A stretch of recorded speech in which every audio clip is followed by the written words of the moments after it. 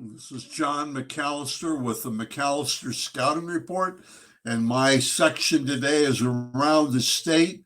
My guest is former Kent State quarterback, former Midview High School quarterback, Dustin Crum. Dustin Crum just got back from the NFL Combine, talked about it to me a little bit, but I was more concerned about him as a football player and as a person, and really what he can offer to the high school players that follow me on this video podcast. Did a great job. He's articulate and smart and tough. Enjoyed my podcast today with him, and you sit back and enjoy listening to Dustin Crum.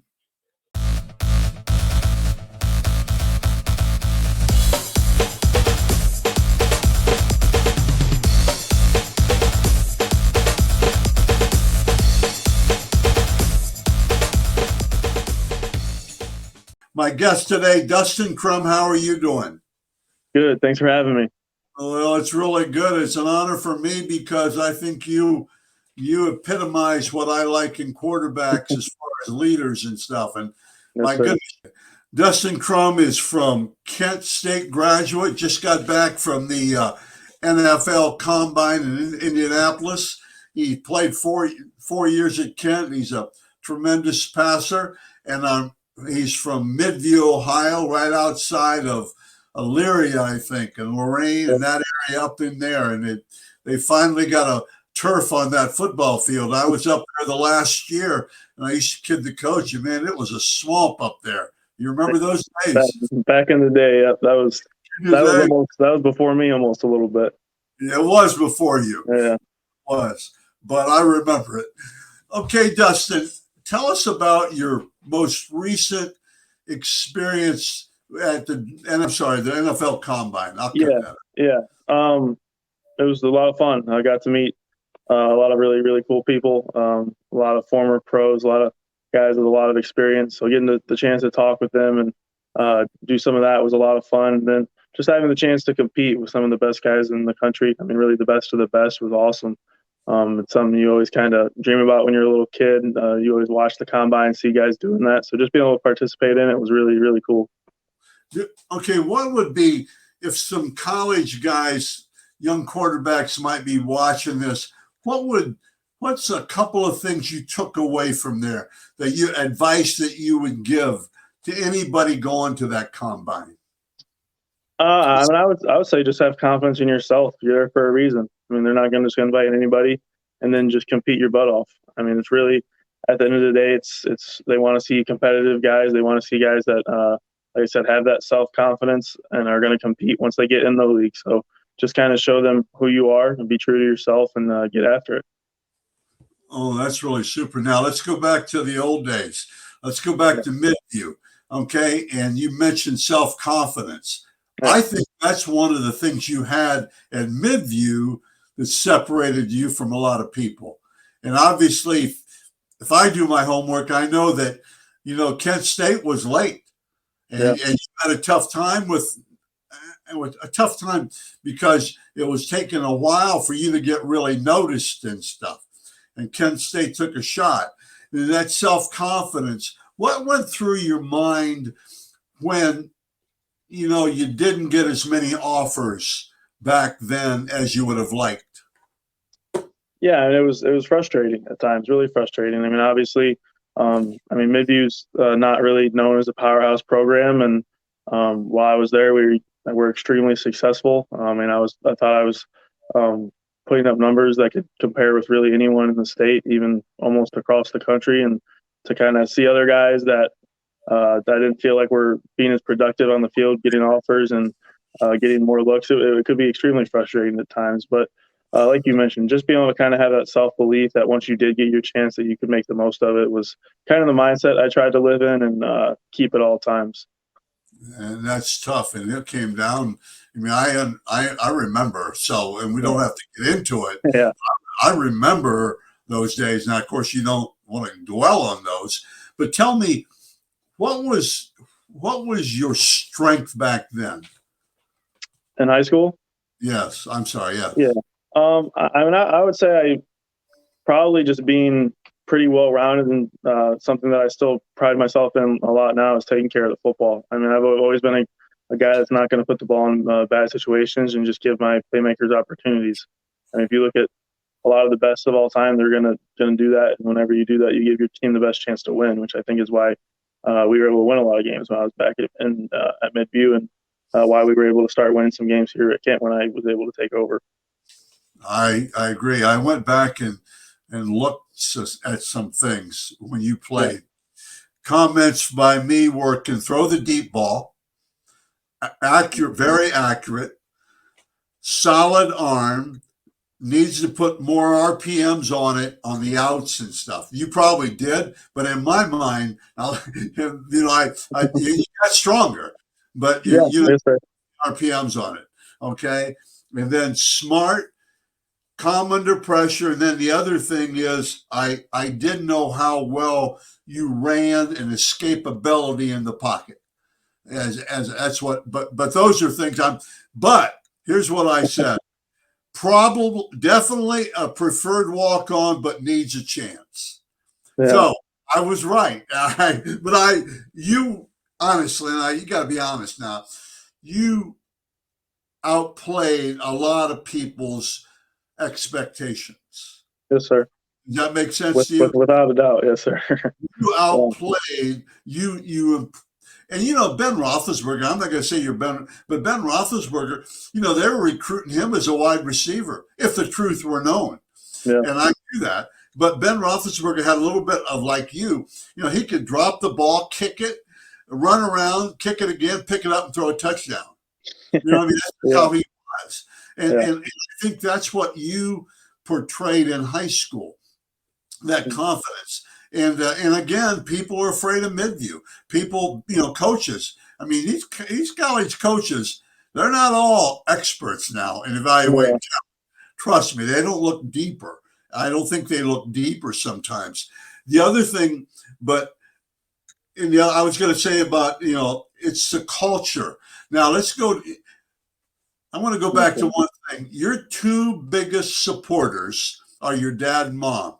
I don't care what anybody says.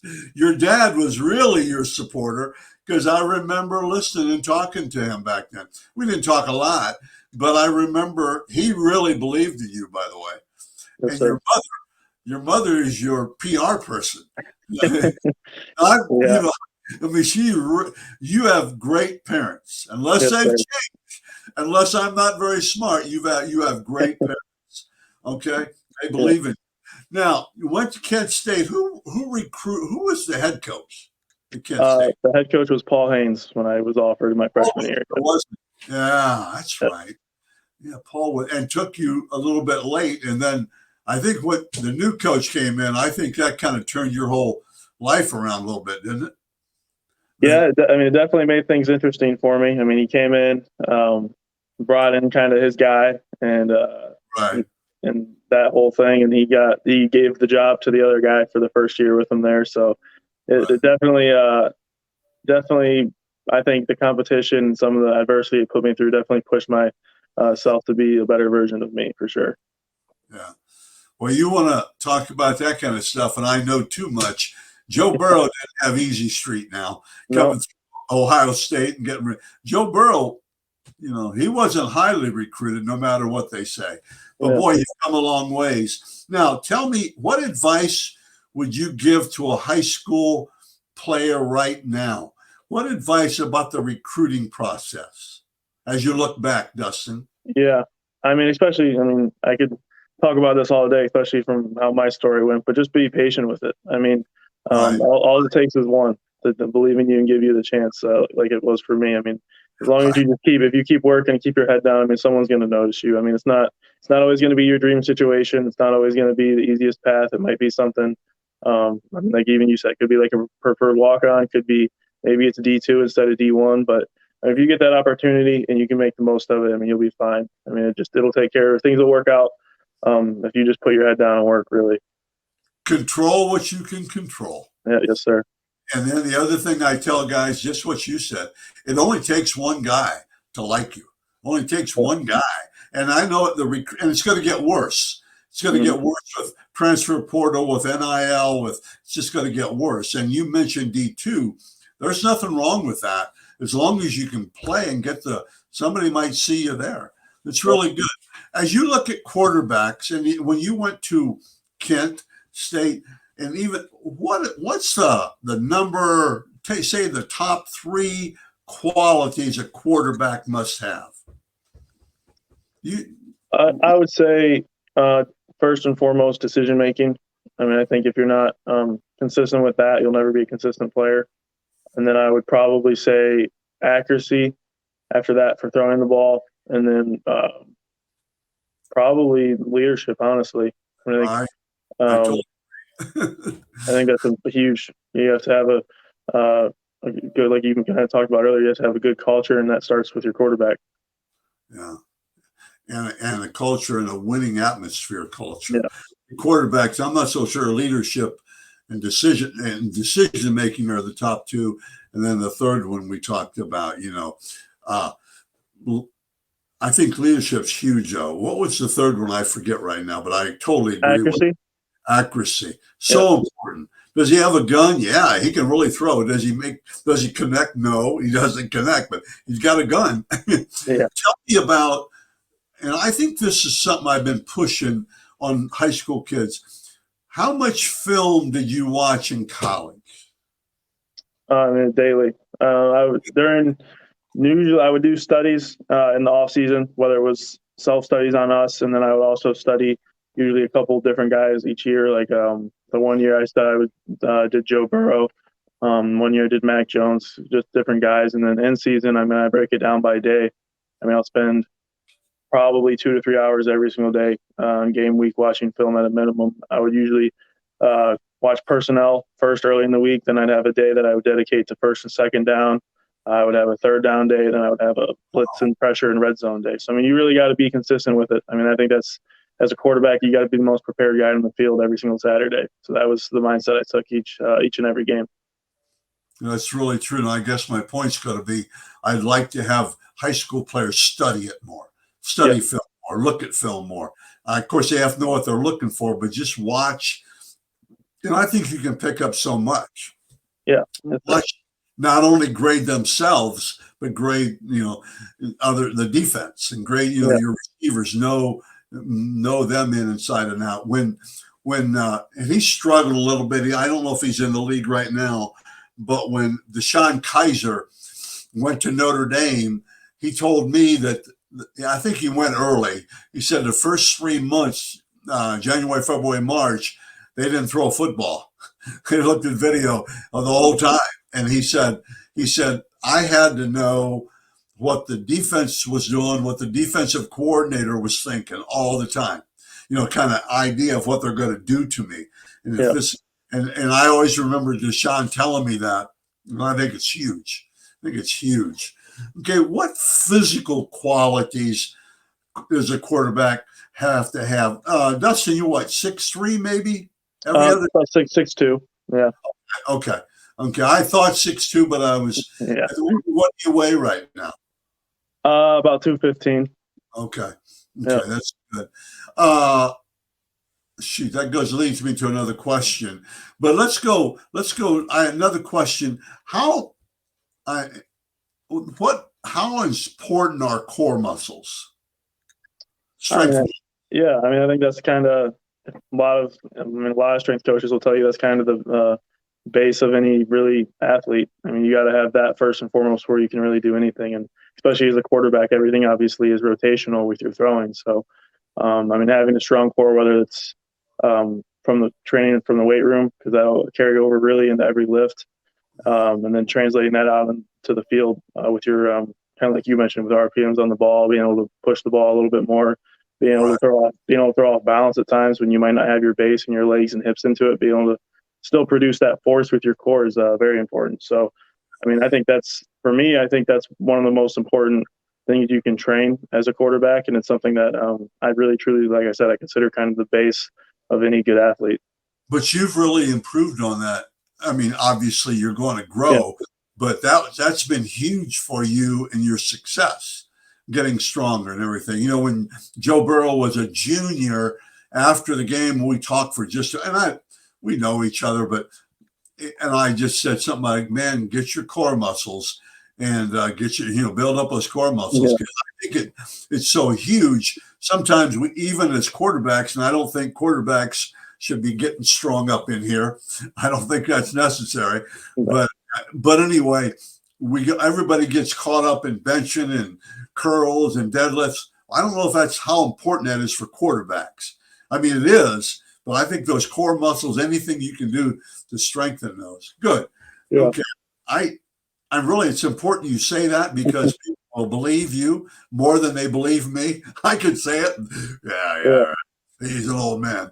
Okay. Talk about physical qualities, Dustin, that you must have.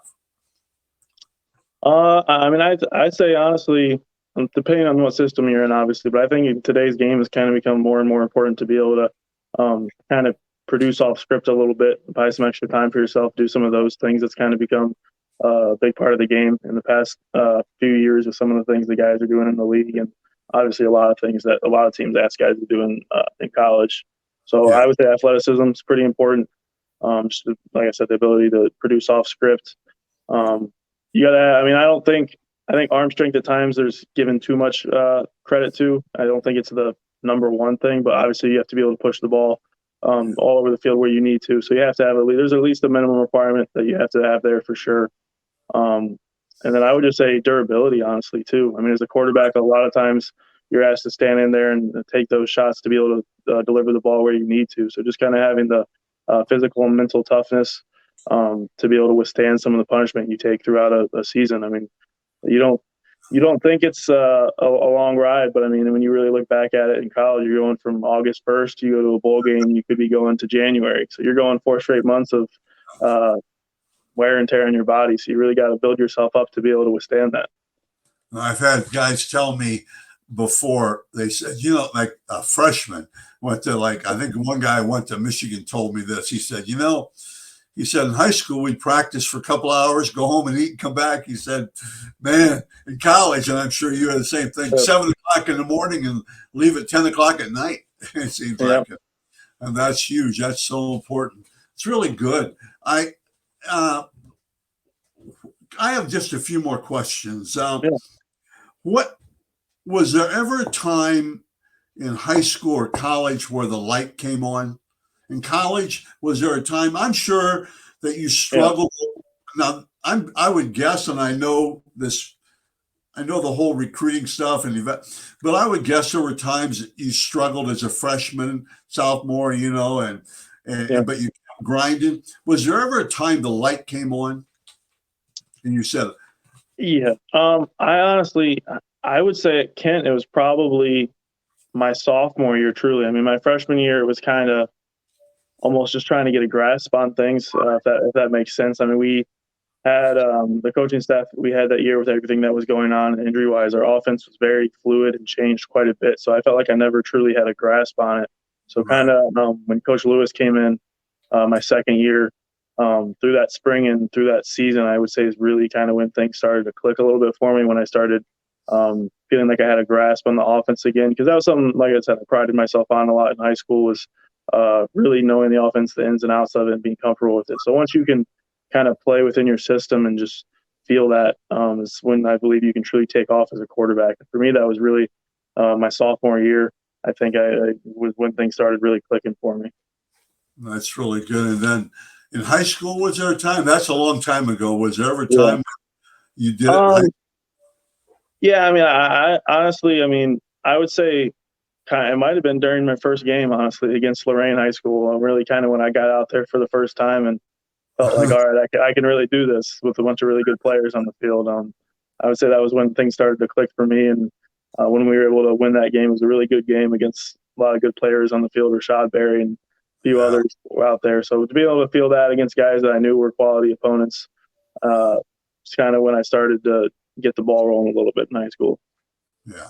And when you talk about toughness, I think it's important to, that toughness and courage doesn't mean you're going to want to go over and beat up somebody.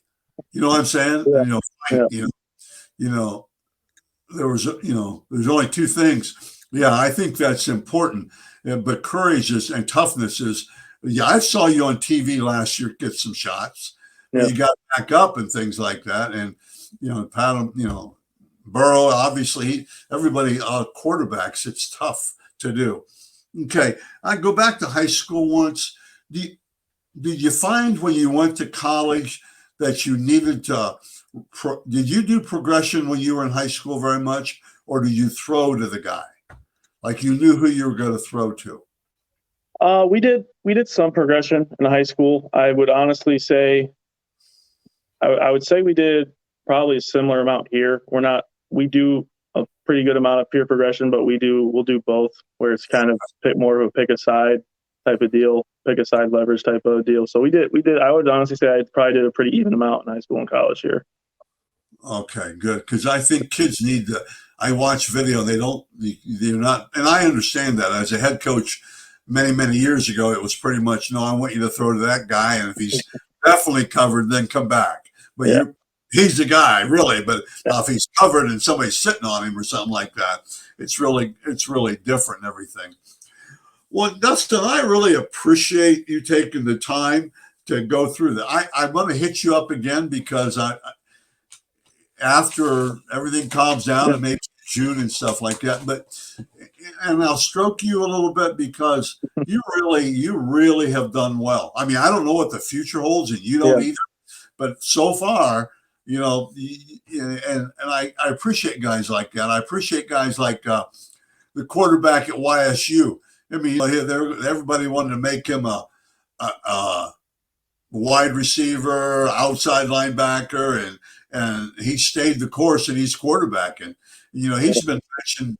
He's got a chance to play at the next level. Because he's that scramble quarterback, but he can also throw, and I think that's so huge. And I appreciate you coming on, and my goodness, you just helped a lot. Okay, appreciate that. Thank you very much. You did a good job.